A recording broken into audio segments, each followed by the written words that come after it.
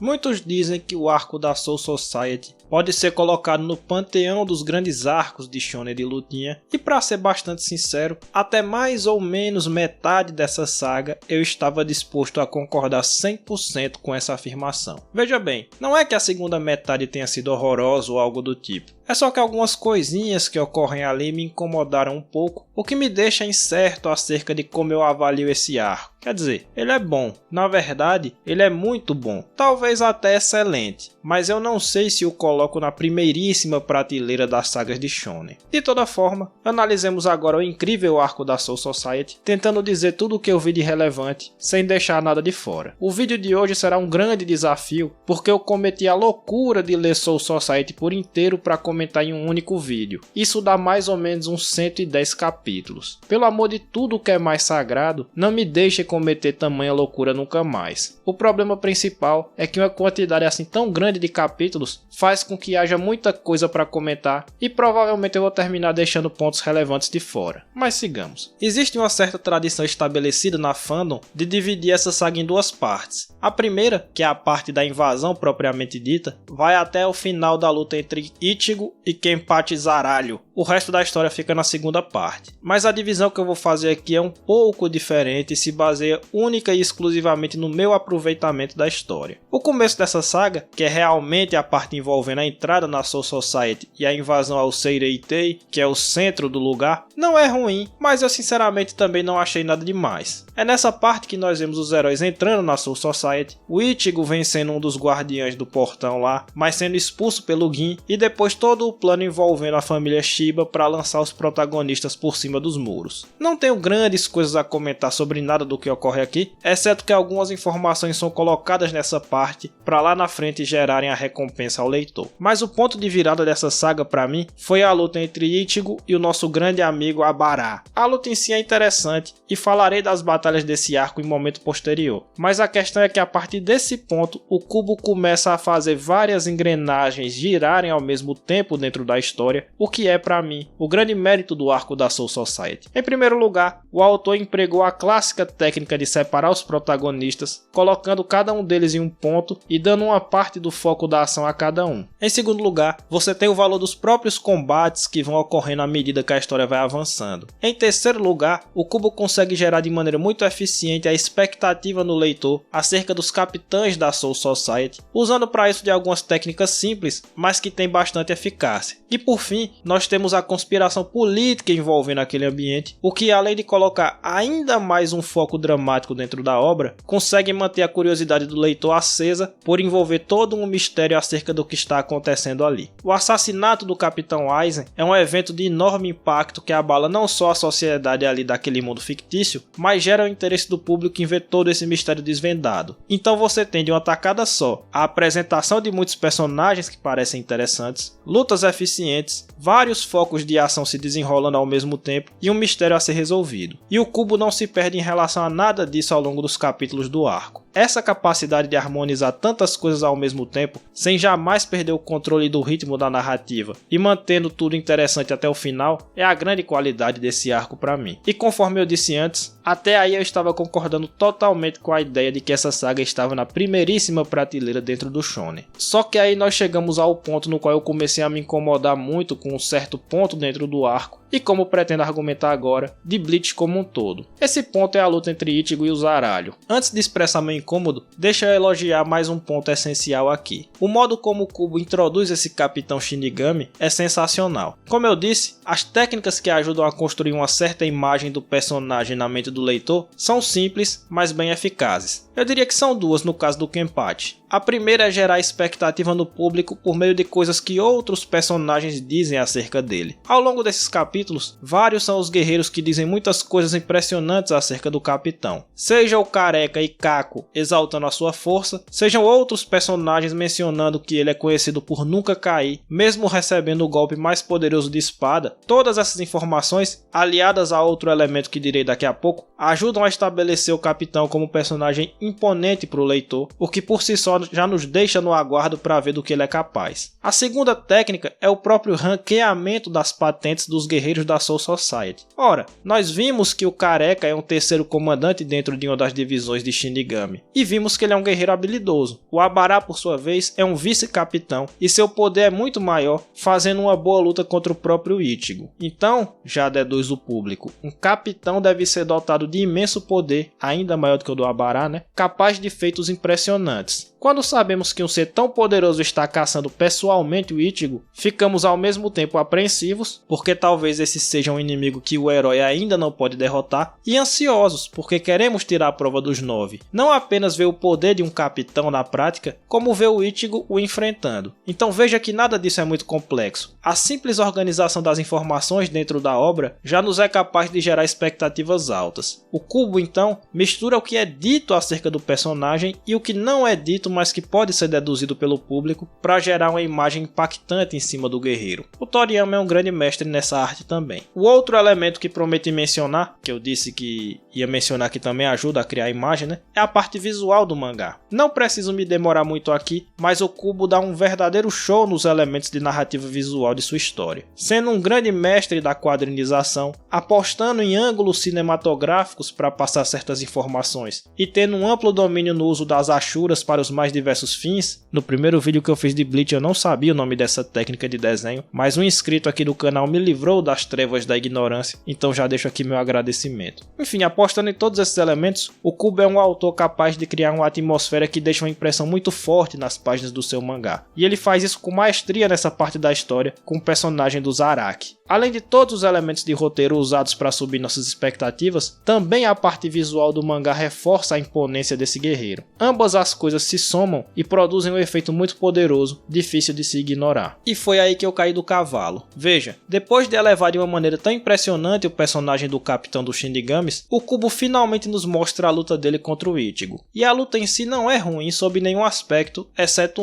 o resultado. Sim, o resultado da luta me broxou de uma maneira indescritível, e isso por um motivo simples. O Ichigo não poderia ter vencido essa batalha a essa altura do campeonato, ou empatado como queiram. Vou tentar explicar meu ponto de uma maneira didática. Eu sei que muitos internet afora reclamam que essa parte da história sofre do mal do protagonismo, ou seja, de uma forçação de barra por parte do autor para que o herói vença uma luta que ele não deveria vencer. Mas eu discordo dessa crítica. A mim, me parece que o motivo usado para explicar a vitória do Ichigo é perfeitamente legítimo. Ele recebeu ali um power-up advindo do enorme poder de sua Zanpakuto e assim foi capaz de infligir dano ao seu inimigo. Esse aumento do poder não veio de graça e nem foi tirado do nada. Desde o início da história nós sabemos do enorme potencial adormecido do Ichigo e de sua arma. Além disso, para receber essa força, ele teve que superar um desafio com seu alter ego. Hollow? Acho que sim. E por fim, nos é dito que ele só não foi morto pelo Kenpachi porque a máscara Hollow absorveu uma boa parte do dano. Tudo isso eu estou dizendo para explicar porque não concordo com a ideia de que existe aí um protagonismo. Eu acho que toda a justificativa para o resultado do combate é sólida o suficiente para aceitarmos essa solução. Além disso, ela tem estrita ligação com os temas de Bleach, lançando uma contraposição entre o Ichigo, que venceu por ter uma relação de amizade com o espírito de sua espada, ao passo que o Kenpachi perdeu por não ter essa relação, por tratar sua Zanpakuto como um mero instrumento.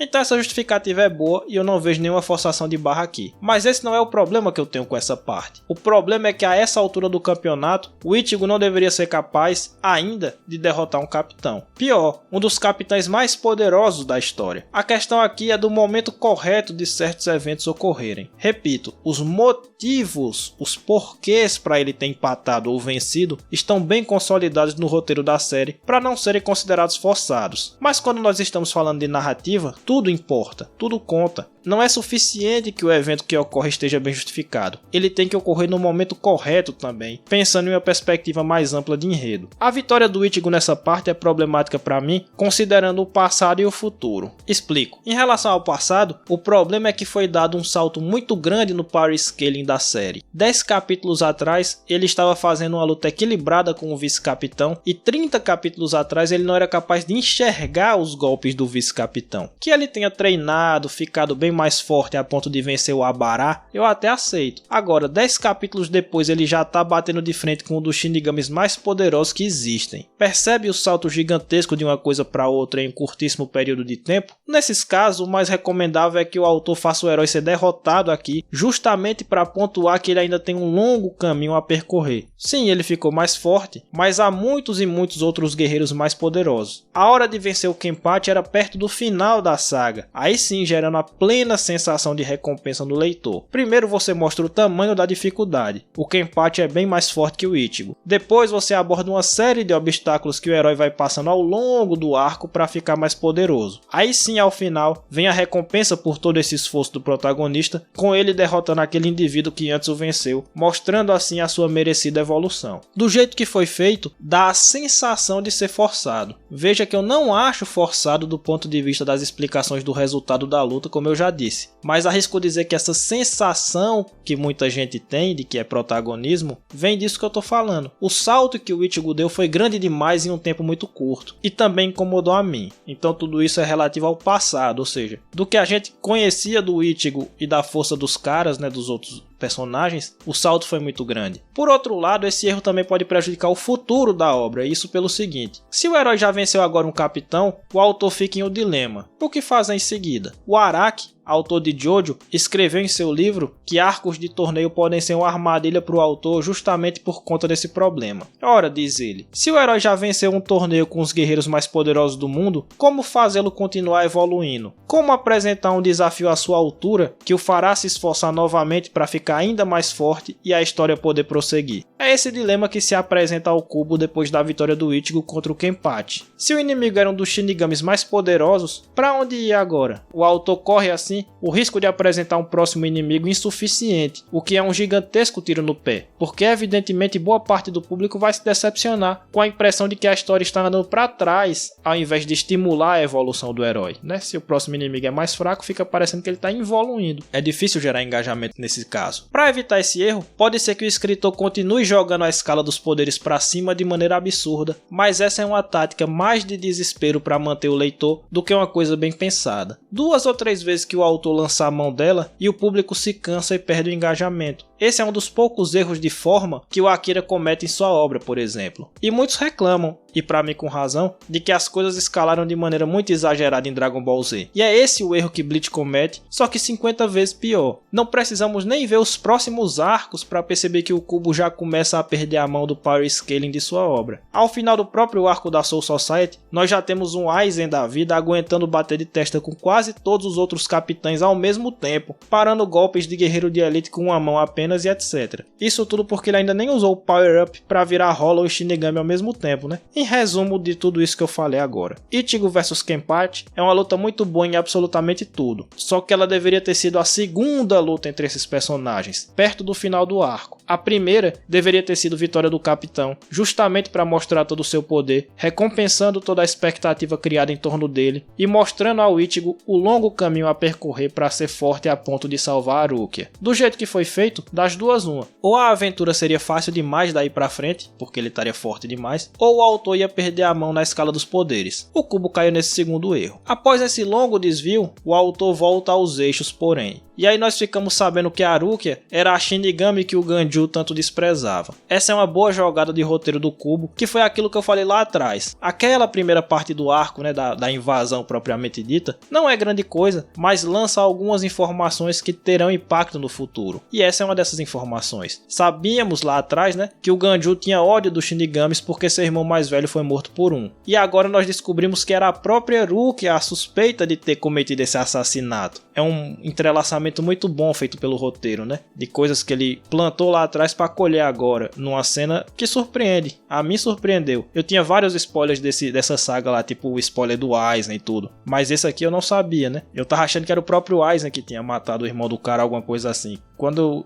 eu descobri que era a Rukia, eu fiquei até impressionado. Então, muito bom, viu, Kubo? Claro que a gente sabe que existe algo mal explicado nessa história, e mais na frente nós vemos o flashback da Rukia que explica todo esse ponto. Aliás, o flashback dela é muito bom, trabalhando temas interessantes como rejeição e culpa, ao mesmo tempo em que explica por que ela tem a personalidade que tem hoje. Tudo isso sem contar os paralelos com o flashback do próprio Ichigo, que vimos lá no primeiro arco da série. Já ali, o Kubo tinha prometido à sua audiência que as histórias do Ichigo e da Rukia tinham semelhanças, e agora, uns 100 capítulos depois, ele nos mostra o porquê. Na boa, não dá pra ver isso e ainda ter a coragem, ainda ter a lata de dizer que o homem não sabe escrever. Ele pode ter se atrapalhado ao longo do caminho, mas é muito óbvio que o Kubo é um autor bastante talentoso, longe de ser o mané que dizem internet afora. Enfim, continuando, não vou me demorar na luta entre o Ishida e o cientista maluco lá, mas vou apenas dizer que a vitória dele é mais aceitável do que a do Ichigo, e isso por dois motivos simples. O primeiro é que o cientista é um dos capitães mais fracos que tem, e não um dos mais fortes, como era o caso do Kenpachi, ou seja, a distância dele pro Ishida era menor. E em segundo lugar, porque o Ishida só vence depois de pagar um altíssimo preço. Ele sacrifica completamente seus poderes de Quincy. Eu sei que ele vai retomá-los porque shonen de luta adora esse tipo de cachorrada, né, de colocar consequência séria só para depois voltar atrás. Mas o fato é que por hora, o sacrifício dele foi enorme. Não foi como no caso do Ichigo, que apenas teve que dominar um pouco melhor seus poderes para vencer. Não, aqui a vitória veio, mas a um altíssimo custo. Muito mais de acordo com o que se espera de uma luta contra um capitão Shinigami. Outra coisa que eu queria notar é que eu acho que o Kubo perdeu um pouco a mão ao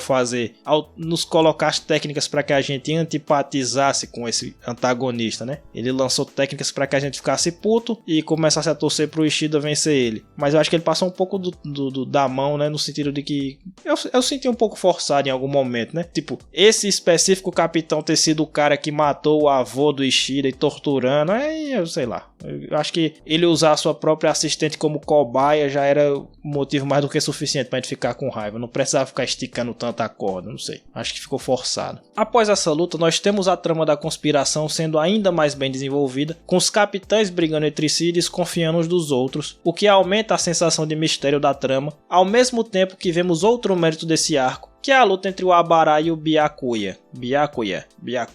Não sei, nome estranho na porra. Não pela luta em si, que é legal, dotada de uma intensa carga dramática, que também é passada visualmente, como sempre, né? Mas também por conta de ser um trecho da história no qual nenhum dos protagonistas está envolvido. Pouco depois, o próprio Kenpachi passa a ajudar os heróis e luta com outros dois capitães, que aliás piora ainda mais o fato dele ter sido vencido pelo Ichigo. Enfim, é como eu digo, o maior mérito dessa saga é a quantidade de engrenagens que o Kubo vai movimentando ao mesmo tempo, não ficando confinado apenas ao ponto de vista dos heróis como geralmente ocorre. Aqui, vários são os pontos de vista adotados e a trama vai andando com toda a questão política de fundo, capitães brigando entre si, enquanto tentam entender o que está acontecendo, Shinigamis que começam a ajudar nos planos do Ichigo e entram em confronto com antigos companheiros, etc. Ou seja, tem horas que a gente está vendo do ponto de vista de um herói, tem hora que é de outro herói, tem hora que é de um outro personagem que era um vilão, mas passou a ajudar o herói, tem hora que é de dois personagens que não são nem vilões nem heróis, mas estão em confronto por causa da questão política, enfim. Tudo isso feito com muita habilidade e sempre mantendo o leitor curioso para ver o que vem a seguir. Infelizmente, nem tudo é perfeito e nós temos alguns detalhes aqui e ali que terminam por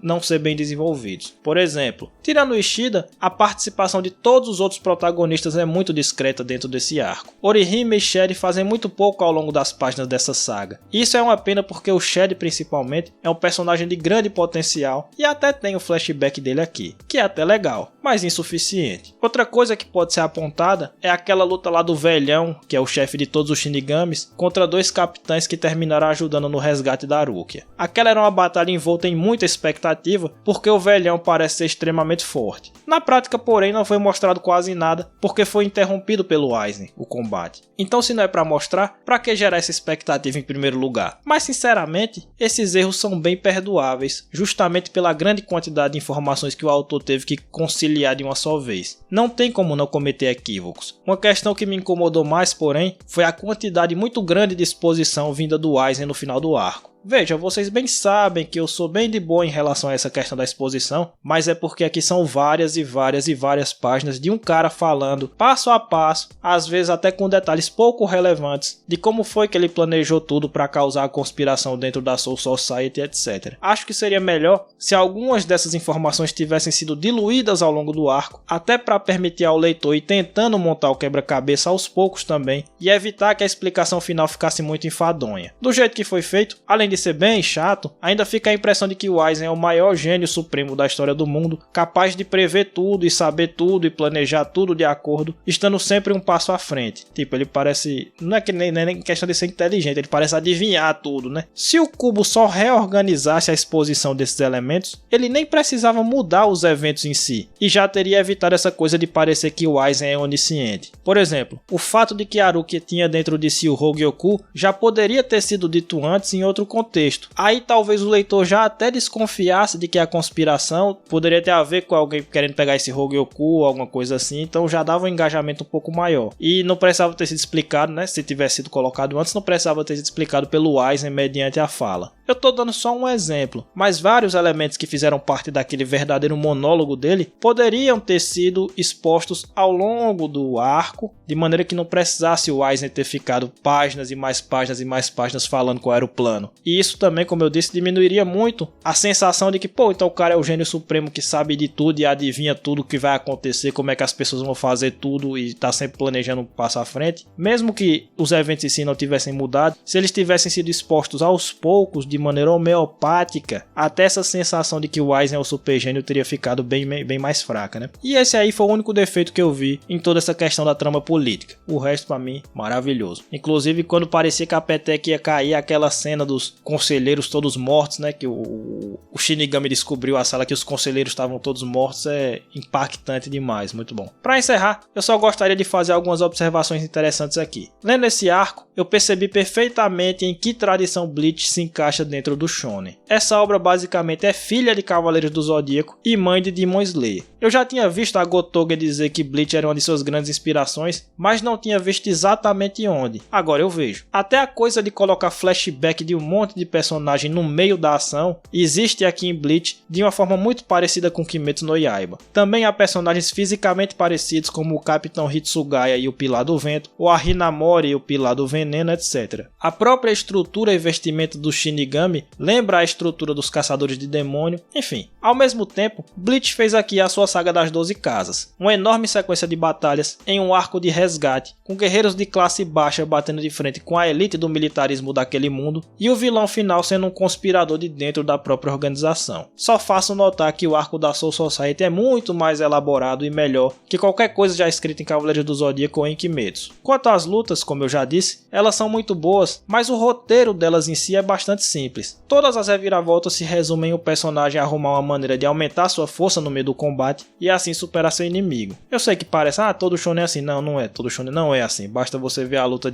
do Goku contra o Vegeta ou do Goku contra o Raditz pra você ver que não é assim todo shonen não. Quem não assistiu ainda, assista a série de vídeos que eu fiz analisando Dragon Ball Z que vocês vão entender o que eu tô falando. O grande mérito dessas lutas de Bleach reside na verdade em uma coisa que o Kubo entendeu melhor que ninguém. O gênero de ação tem como um dos pilares fundamentais a estética. Em suma, o ponto é, se você consegue criar lutas estilosas com golpes e personagens cool, você já ganhou mais da metade do engajamento do público. O resto pode ser feito de maneira simples, desde que tenha algum impacto emocional. E é isso que Bleach entrega com maestria. As lutas são mais estilosas do que escritas de maneira detalhada. O único ponto no qual o roteiro das batalhas é mais elaborado é no peso dramático dos eventos, como nós vemos em lutas como Abara vs o Byakuya ou Ishida vs o cientista maluco. Também nisso, Bleach é pai de Demon Slayer. Como vimos nos vídeos nos quais analisei a obra da Gotoge, e se você não viu, veja, o foco dela estava mais no drama das batalhas do que na elaboração do roteiro da luta em si. Mesmo a luta do Ichigo com o Byakuya é isso, né? É mais a parte que importa é mais a luta moral do protagonista contra o antagonista, que envolve aquela questão da submissão às leis ou a revolta contra as leis, do que uma coreografia da luta propriamente dita, né? Que não tem nada demais e fica só um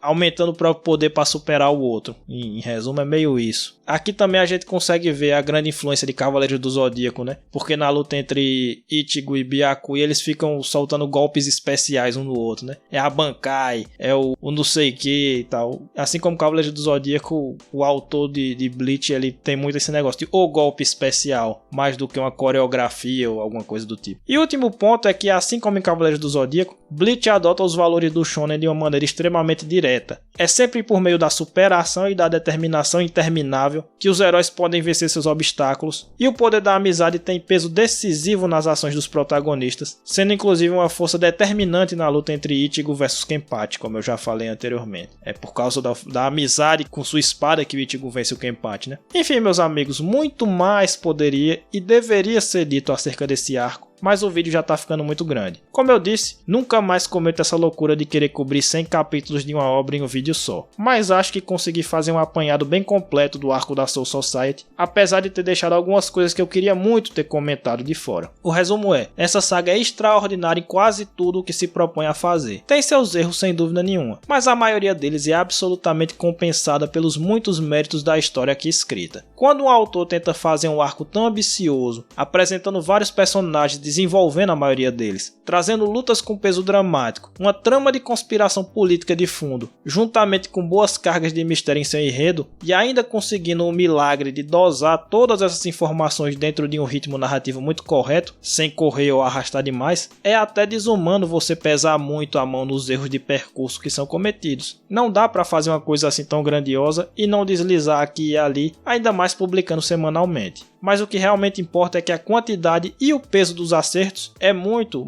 maior que o dos erros, fazendo de Soul Society um excepcional arco, digno sim do debate acerca de se pertence ou não à primeiríssima prateleira dentro do shonen. Não dá pra ler Soul Society e continuar achando que o Kubo não sabe escrever, desculpa. Por hoje é só, dá o like e compartilha esse vídeo aí, esse merece. Semana que vem, Hunter x Hunter. Até lá.